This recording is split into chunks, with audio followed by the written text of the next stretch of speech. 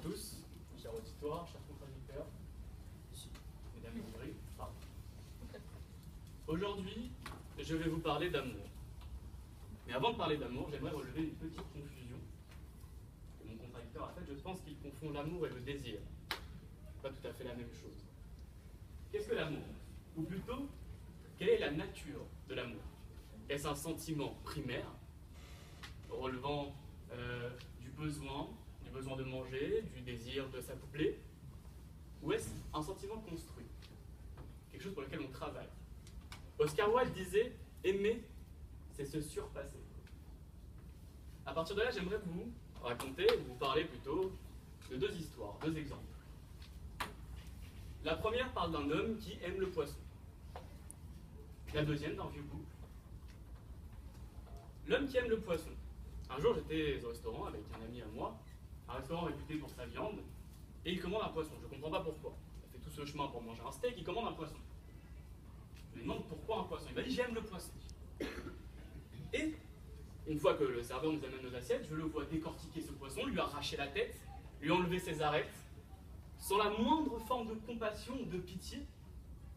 Je lui dis j'espère que tu ne m'aimes pas, comme tu aimes ce poisson.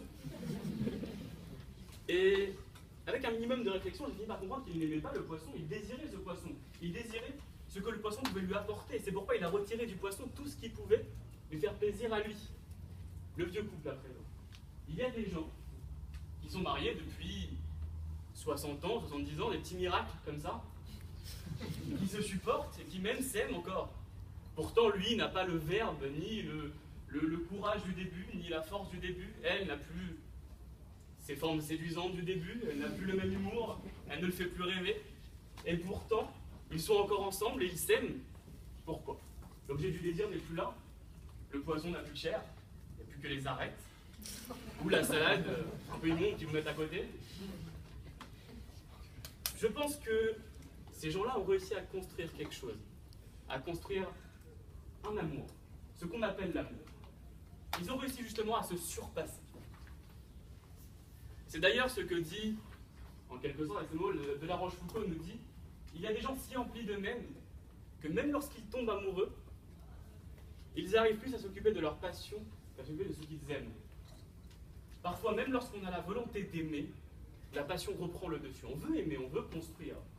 Aimer n'est pas naturel, mais la volonté d'aimer, elle l'est, par contre. Et on veut construire, on veut réussir à aimer, mais ce n'est pas donné à tout le monde. Ça implique de se surpasser. C'est pourquoi d'ailleurs le Code civil, dans son article 212, nous dit qu'il faut, les époux doivent se porter fidélité, respect, fidélité, assistance et secours. Pourquoi? C'est les premiers mots que de jeunes mariés entendent. Ils viennent de se marier, l'amour est encore présent.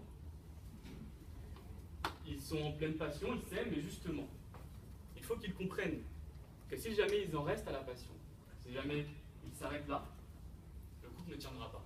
C'est pour ça qu'on leur demande, et c'est que la loi leur demande, c'est une loi, leur demande de respecter leur prochain, de lui jurer fidélité, de l'assister, de le secourir.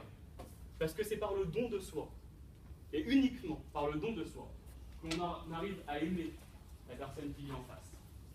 Désirer, tout le monde désire, on désire pour soi évidemment, mais le don de soi n'a qu'un seul résultat, et c'est l'amour. C'est ce qu'on apprend aux jeunes couples, c'est ce qu'on apprend aux tout petits, depuis le début. Les parents sont le meilleur exemple. Pourquoi est-ce que les parents ont un amour naturel pour leurs enfants? C'est un peu paradoxal, l'amour n'est pas naturel. Le parent est toujours obligé de donner à son enfant, tout le temps.